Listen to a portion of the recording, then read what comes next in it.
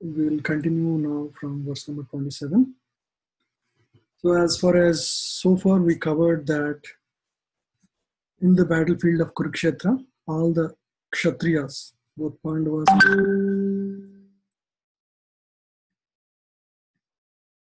and Kauravas have assembled, and this is being watched by Sanjaya and Dhritarashtra in the kingdom Hastinapur, because Sanjaya had this special ability to see what is happening in the battlefield. And now this whole verses, these are all as narrated by Sanjaya to Dhritarashtra. So the overall the Gita started as an inquiry from Dhritarashtra, what is happening in the battlefield. After all my sons and the sons of Pandu have assembled there, what's happening after that? So with that setting, the Bhagavad Gita was being spoken. Sanjay started relating what is happening there. First he speaks about how Duryodhana approached his spiritual master, Drona, as well as his grandsire, Bhishma, and started speaking, just encouraging them to give their best in this fight. And then we saw how everybody started blowing their conch shells. Pandavas have done that, and then Kauravas have done that. So with all this, now the battle is about to start. At this moment, Arjuna desires to see who is all assembled there in this battlefield. It's all decided that they're going to fight. It's just about to start, but at that same time, Arjuna gets this question, let me see who are these people, let me go and see. And then Krishna takes Arjuna right in front of his grandfather, great-grandfather, Bhishma, and his teacher, spiritual master, Dronacharya. And as soon as Arjuna sees them, both of these elderly gentlemen who are all very loving to him, his emotions just gush out. You can imagine, it's easy to just relate in a, while we read like a movie, but if you can relate to your own life, it's such a turbulent situation. You are ready to fight in battle with your own loved ones, your own brothers, your own uncles, your own sons, your own brothers, your own teachers, your own grandfather, who are all very loving to you. It's very emotionally turbulent situation for Arjuna.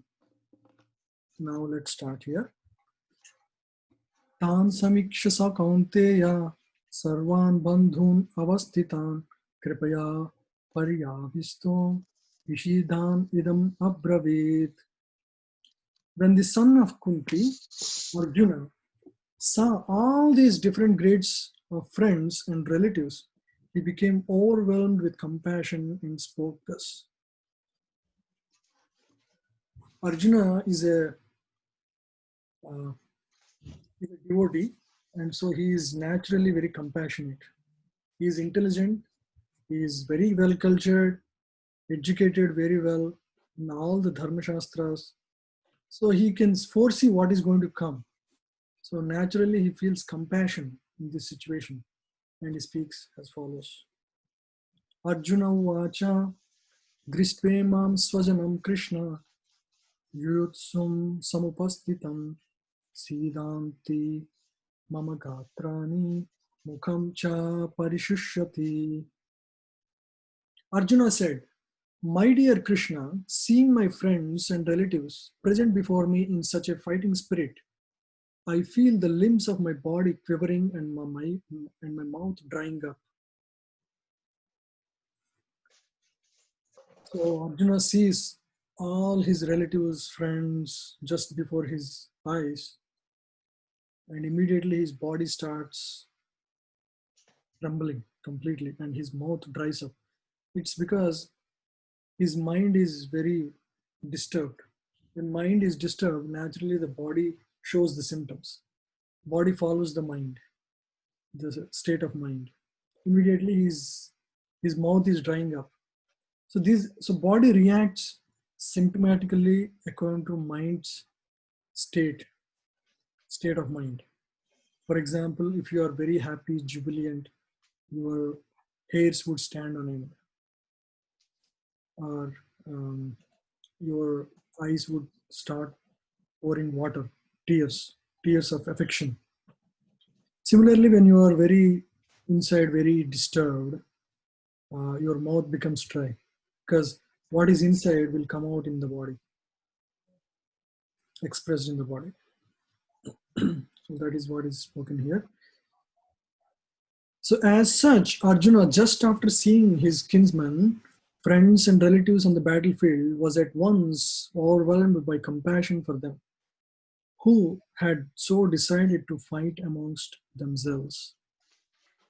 As far as his soldiers were concerned, he was sympathetic from the beginning, but he felt compassion even for the soldiers of the opposite party, foreseeing their imminent death. And while he was so thinking, limbs of his body began to quiver and his mouth becomes dry. He is very surprised by this fighting spirit that's being exhibited there. Practically, the whole community, all blood relatives of Arjuna, had come to fight with him. So, this warned a kind devotee like Arjuna.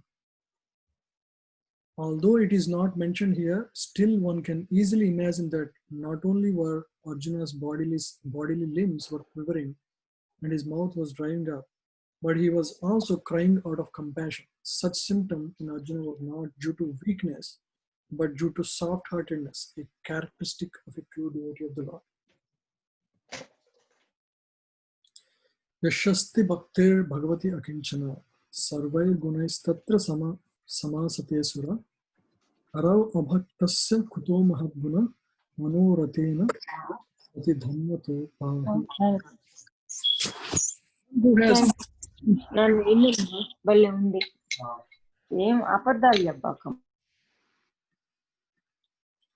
One who has unflinching devotion for the personality of Godhead has all the good qualities of the demigods. But one who is not a devotee of the Lord has only material qualifications that are of little value.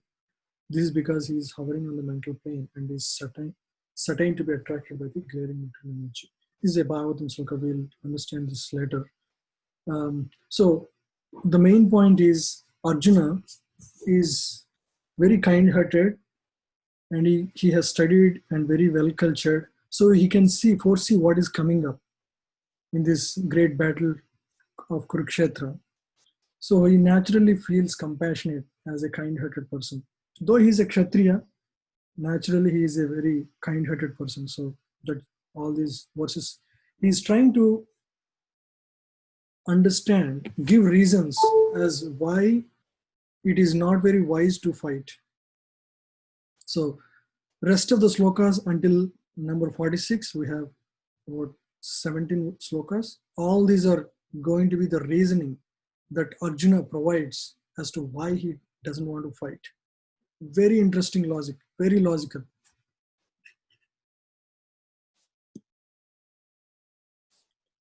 Vepatuscha sarire me romaharshascha jayate gandivam shrama sate hasta tvakchaiva paridahyate.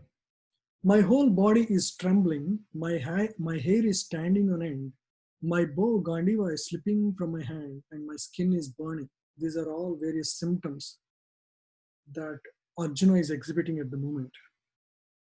So this particular symptom is very special. He says, my Gandiva was slipping from my hand. Arjuna is very valorous fighter. He was never defeated in the bow fight, and he is also very kind of very, as a Kshatriya, he's very proud of his Gandiva bow, and he has taken a vow that if anybody tells him to put the bow down, he has to kill him. There is no way he can leave him. That is a vow he has taken because of the pride he takes in the bow. Now, interestingly, he's saying the one that he's would never want to put down is slipping from his hand. Means he is feeling so weak in the heart. I mean, there is no motivation for him to fight because he's only seeing destruction coming up. Naturally, he feels there is no value in, if I'm doing something, I need to see the value coming up, because everybody in this world is interested in his self. He wants to see the benefit of his actions. Now, Arjuna is not seeing the benefit of his actions in this battle. And so he's feeling trembling, his hair is standing on end, and even his Gandiva bow is slipping. Another interesting story related to this Gandiva bow. At one point in the battlefield of Kurukshetra, I don't remember the exact date, on 6th or 7th day, his brother Yudhishthira was fighting Karna. Karna was very notorious. He would subdue Yudhishthira, and to just protect himself out of the wounds, he goes back to his ashram quickly, just not to the ashram, just to the place where they reside near Kurukshetra, to just cover up his wounds and come back to fight. So at that time, Arjuna would follow him. After hearing that Karna badly injured him, he follows to see how his brother is doing. As soon as Yudhishthira sees Arjuna, he would ask him, did you fight out Karna and kill him and come here, or you just came here just to see your brother?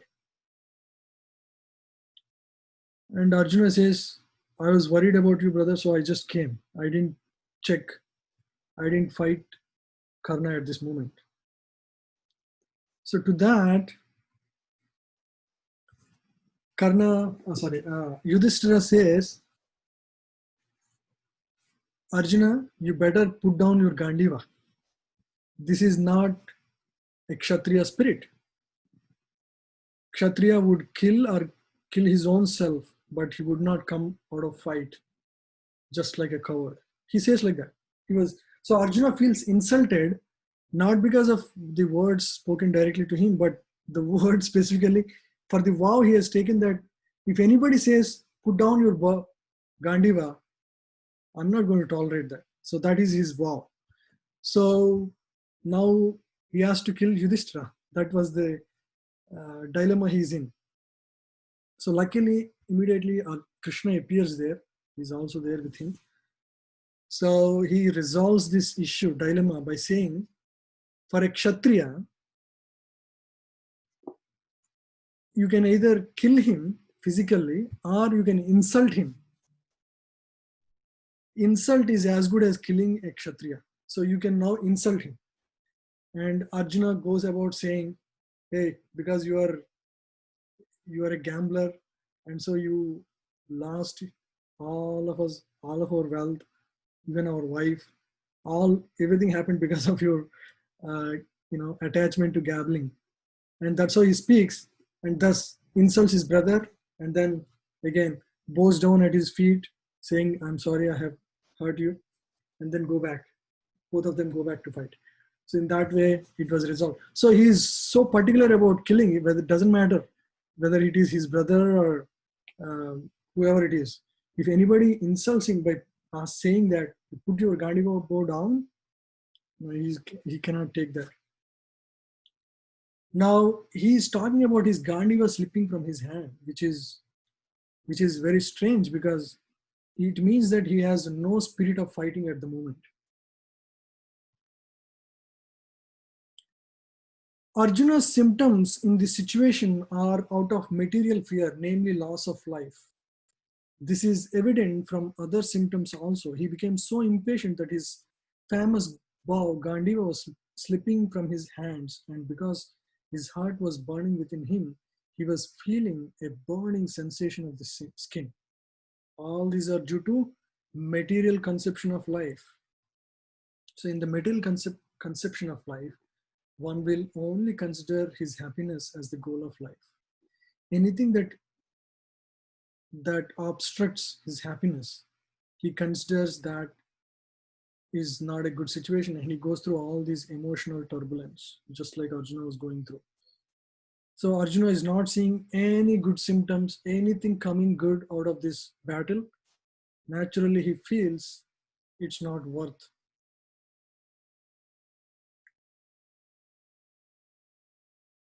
Nacha saknomi avastatum भ्रमातीवाच मे मन निमित्तानि च पश्यामि विपरीतानि Keshav.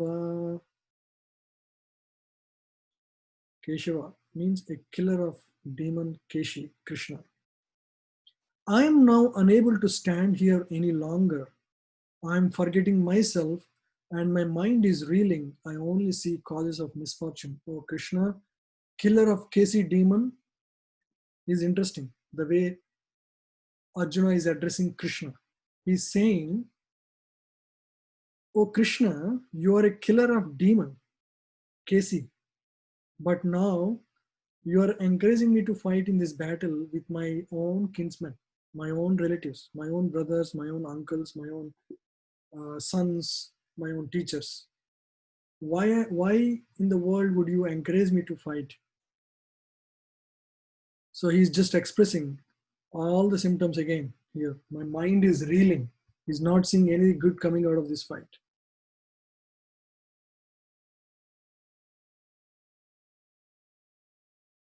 The words nimittani viparitani are significant.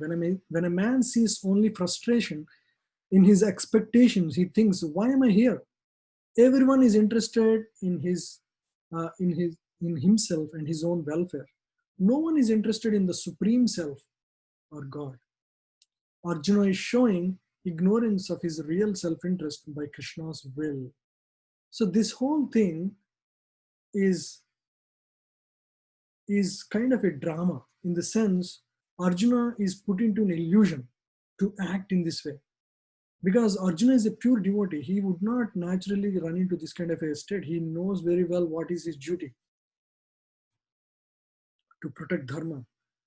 But Krishna made Arjuna as an instrument to deliver this wisdom, and so he feels all this natural, all this bodily conception of life, just to create a situation so that now Krishna can deliver the message of Gita.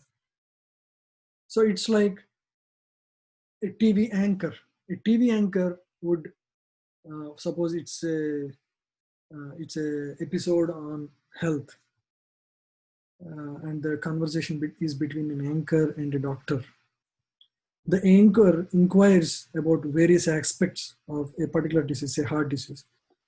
It doesn't mean that the anchor had all those problems. It is kind of representing the audience so that audience would learn over this conversation. So of course Arjuna was going through this because Krishna put him in that state of mind. But as a he's an instrument in this whole endeavor. He's not a conditioned soul like most of the people in this world are. He is a pure devotee. So he is made as an instrument to deliver the message of Gita for our sake.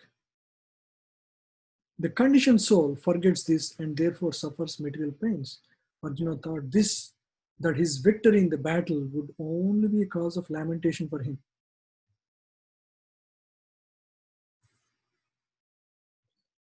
Nacha shreyo nupasyami hatva swajanam ahave na kankshe vijayam Krishna nacha rajyam sukhani cha.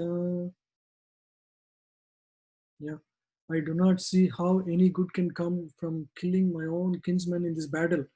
Nor can I, my dear Krishna, desire any subsequent victory, kingdom, or happiness. He's speaking further on this topic. He is logically proceeding from one argument to another argument. Now he's saying,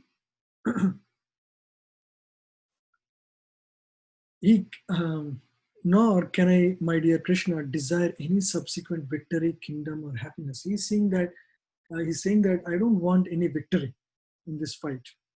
I don't want any kingdom. Because he's thinking, when I'm killing my own kinsman, I will get sinful reactions. When I get sinful reactions, I would kill these guys, and because I killed them, they would go to higher planets because they're as kshatriyas, they are dying. And now I will get the sinful reaction because I have killed kinsmen, my own relatives. According to Dharma Shastra, one should not kill his own relatives. There are shastras at various levels, and different shastras uh, are catering for certain. For Kshatriyas, there is Abda Shastra. For Brahmanas, there is Dharma Shastras that they have to abide. Now he is talking at the level of Brahmana, where one should not kill his relatives at any cost. That was the principle. So he's not just speaking out of his own mind. He's actually relating to the scriptures. Whatever he's speaking is not his own ideas. He's actually quoting scripture. Nor can I, my dear Krishna, desire any. He doesn't want any victory or kingdom or happiness, because if he gets, Arjuna, they won the battle and they ruled the Hastinapur for 37 years, only 37 years. And the people who are going to die in this battle, they are going to Swarga or some planet, and they would live there for a long, long time. So what is the point in winning this battle and stay as a king in this world and bear all the sinful reactions for my future lives? Why would I do that? Another very serious and strong argument. So he doesn't see any happiness. So generally, when somebody buys a home or buys a new car, they would be showing it to their family, sharing with them, and they become happy. Now I'm killing all my relatives, my teacher, my own grandfather. If all of them are gone, who am I to share my happiness? There is nobody to share my happiness. What is the point? Will I be happy just by staying as the king without my relatives, without my friends, well-wishers? What am I looking after? What am I desiring out of this fight? What am I gaining? I'm not seeing any good coming out of this. No, he is even ready to go to forest. He says, he just want, in the next verse, he actually says, I want to get, I did just want to leave this battle and go to forest. He thinks that by killing kinsmen, there would be no happiness in his life. Therefore, he is not willing to fight. Just as a person who doesn't feel hunger is not inclined to cook, he has now decided to go into forest and live a secluded life in frustration. But as a Kshatriya, he requires a kingdom for his subsistence, because Kshatriya cannot engage themselves in any other occupation. A Kshatriya is a ruler in nature. He has to rule. That is his way of subsistence. But Arjuna has no kingdom. Arjuna's sole opportunity for gaining a kingdom lies in fighting with his cousins and brothers and reclaiming the kingdom inherited from his father, which he does not like to do. Therefore, he considers himself fit to go to forest and live in a secluded life of frustration. Imagine, he is ready to do that. But later on, Krishna breaks this reasoning very nicely. We'll consider that when we get to the second chapter. Let's continue hearing the Arjuna's reasoning as to why he doesn't want to fight. He's ready to go to forest, but not kill his relatives, friends, brothers. And now further reasoning. Kinno rajyena govinda kim bhogair jivitena va yesham ardhe kankshitam no rajyam bhoga sukhani cha taime vastita yuddhe pranam styaktva dhanani cha acharya pitara putras tathaiva cha pitamaha. Matula swasura pautra shala sambandhinastata etan etana hantumichami grinatopi madhusudana api trailokya rajyasya heto kinno mahikrite nihachya dhartarashtrana kapriti sya janardana. O Govinda, of what avail to us are a kingdom, happiness, or even life in itself, when all those for whom we may desire them are now arrayed on this battlefield? Saying, what happiness will we get if we kill all the relatives? There is nobody to enjoy what we gain. I'm going to gain kingdom, but I'm not going to enjoy because all my relatives are gone in this battle. O Madhusudana, when teachers, fathers, sons, grandfathers, maternal uncles, father-in-law, grandsons, brothers-in-law, and all relatives and all other relatives are ready to give up their lives and properties and are standing before me, why should I wish to kill them? Even though they might otherwise kill me. See, he is not selfish. He is okay to be killed. Why should I wish to kill them? O maintainer of all living entities, Janardana, I am not prepared to fight with them, even in exchange for the three worlds, let alone this earth. What pleasures will we derive from killing the sons of Dhritarashtra? Very powerful argument.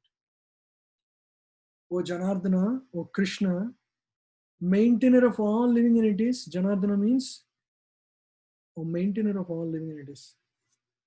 How are you saying that I should kill all my relatives? I'm not prepared to fight with them, even in exchange for all the three worlds. Even if somebody were to give me all the three worlds without fight, I'm not going to take it. I'm not going to fight. And what happiness do we get out of this? This is the argument of happiness. There are 5 arguments we'll summarize at the end. So there is no happiness in what I do, because he is considering from his own happiness perspective. We'll understand that.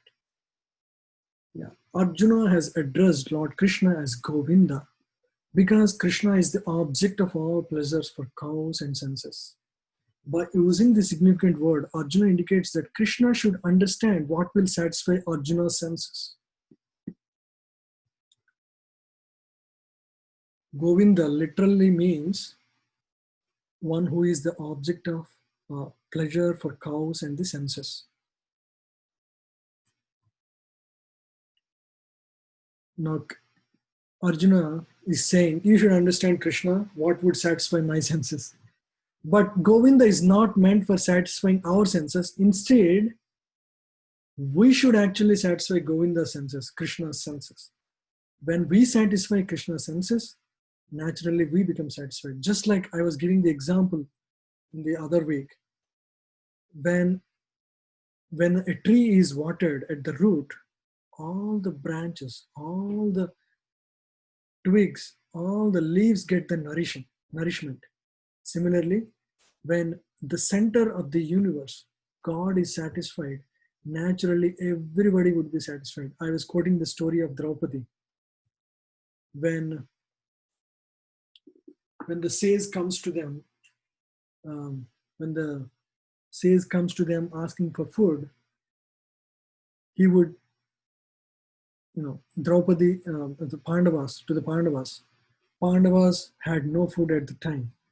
And Draupadi satisfies Krishna by just giving one grain, by which the sage and his 60 disciples would be satisfied in one moment. Right? So Krishna is that object, the supreme object. When one satisfies Krishna, we naturally satisfy ourselves. We don't need to endeavor to individually satisfy our senses. So that's the point here. If we try to satisfy the senses of Govinda, however, then automatically our own senses are satisfied. Just like you fill the stomach, all the body organs get the energy. We don't need to satisfy our hand, leg, eye, individually. Materially, everyone wants to satisfy his senses, and he wants God to be order supplier for such satisfaction. The Lord will satisfy the senses of the living entities as much as they deserve based on their karma, but not to the extent that they may covet. Everybody wants continuous happiness, but our happiness is like a sine curve, one time up, one time down, one time up, one time down, because that's what we deserve based on our karma. And God is a sanctioner. He is not going to interfere in our karma. But everybody goes to God asking him to satisfy his own senses. But when one takes the opposite way, namely when one tries to satisfy the senses of Govinda without desiring to satisfy one's own senses, then by the grace of Govinda, all desires of the living entity are satisfied. This is the way of God consciousness.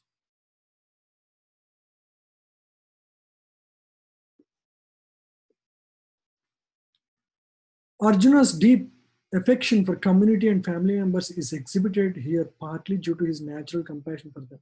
He is therefore not prepared to fight. Everyone wants to show his opulence to his friends, relatives, but Arjuna fears that all his relatives and friends would be killed on the battlefield, and he was not able to share his opulence after the victory. This is the typical calculation of material life, because we want to show off to our friends and family. But that opportunity is going to be missed by Arjuna if he kills his relatives. The transcendental life, however, is different. Since a devotee wants to satisfy the desire of the Lord, he can, Lord willing, accept all kinds of opulences for the service of the Lord. And if the Lord is not willing, he should not accept a farthing. Prabhuji, your voice is breaking. Is it happening for me? Oh, okay. Let me get my.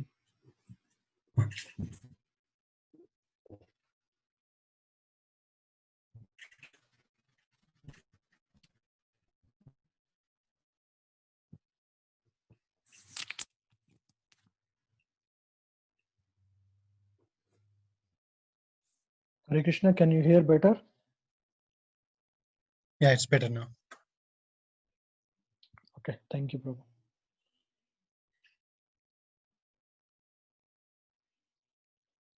Arjuna did not want to kill his relatives. If there were any need to kill them, he desired that Krishna kill them personally. The word Janardana, Jana means people, Ardhana means one. There are two meanings. One is a protector, Janardana, which is Krishna, maintainer and protector. And the other meaning is also killer. Jana Ardhana also means killer. So Arjuna is preferring, oh Krishna, you are the Supreme Lord. If you kill, there is no reaction for you. But for me, I would get reaction. He was speaking that way. So at this point, he did not know that Krishna had already killed them before they're coming into the battlefield, and that he was only to become an instrument for Krishna. So later on in 11th chapter, Krishna reveals his universal form. So at that point, he says in 11:33, I'm just showing the verse here.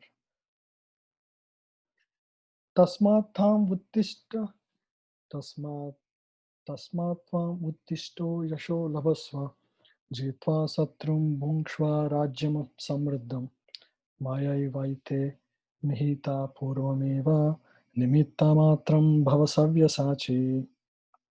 He says, therefore get up, prepare to fight and win the glory. Conquer your enemies and enjoy a flourishing kingdom.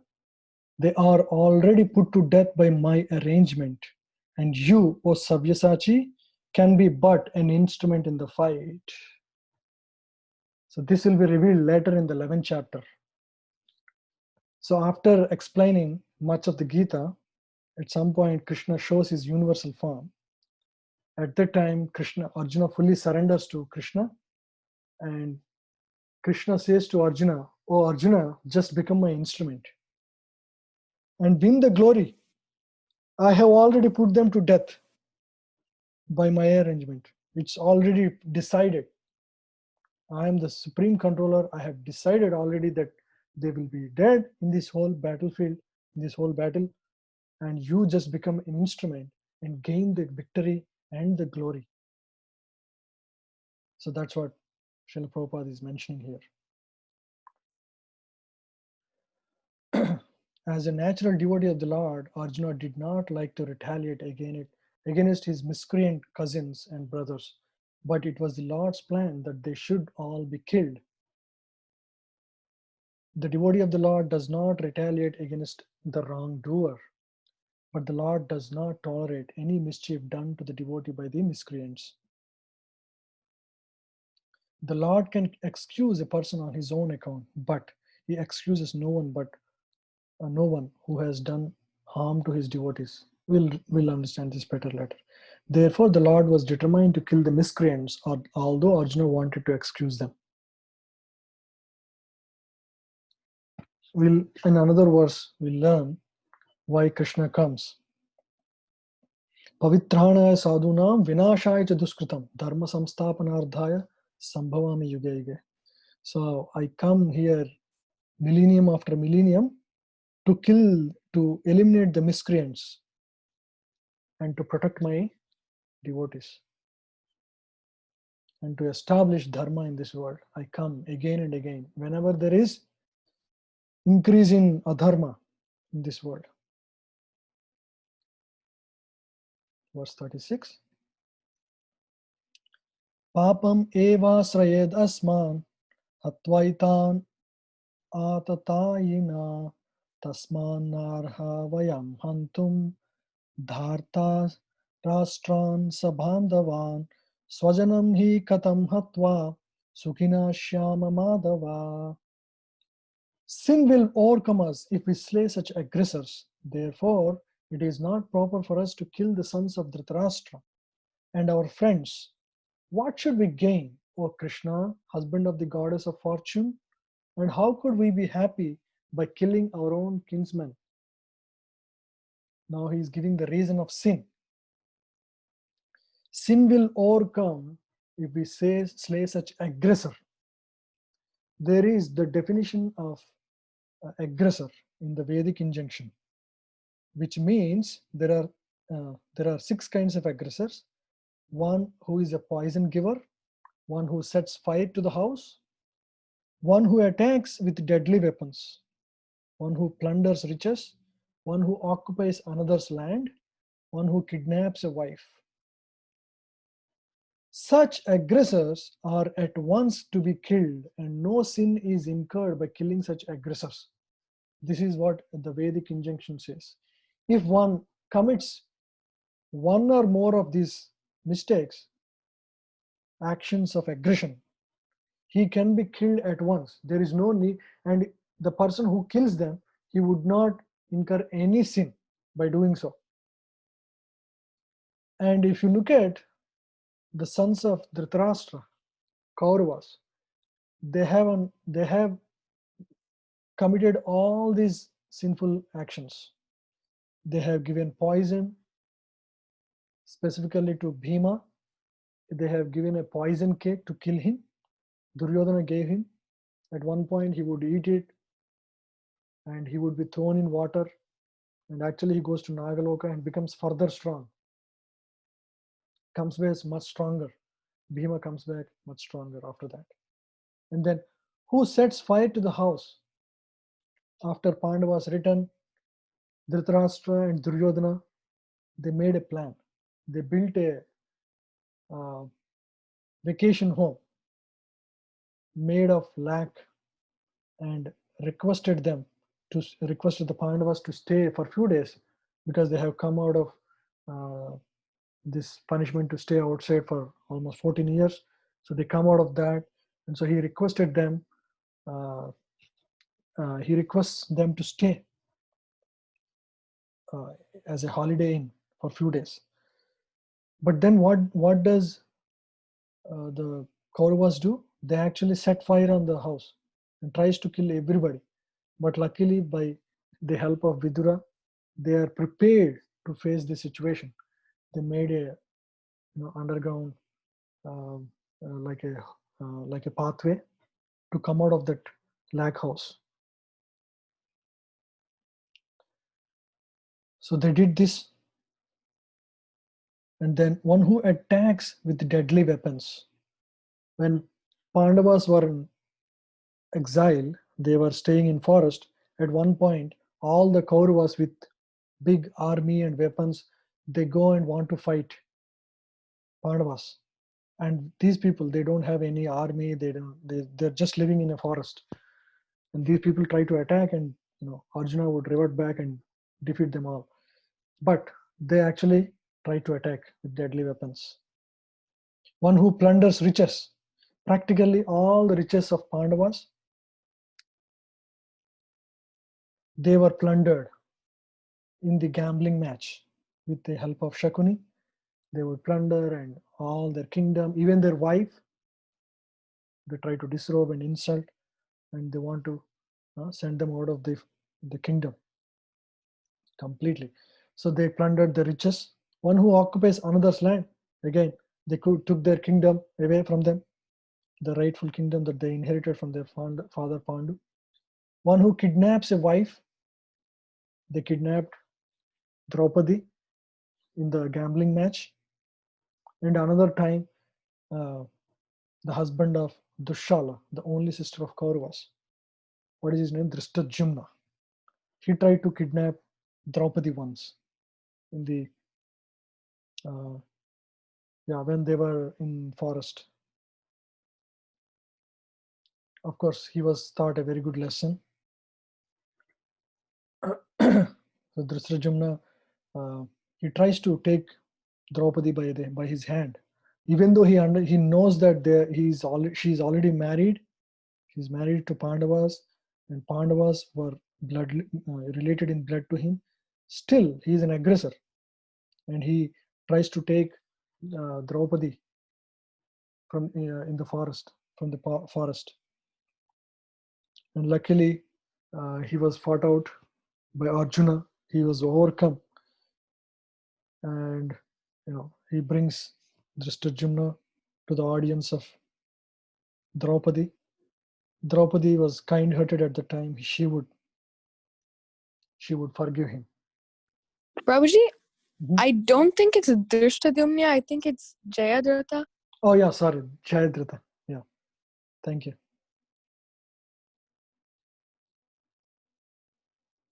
Correct. Yeah.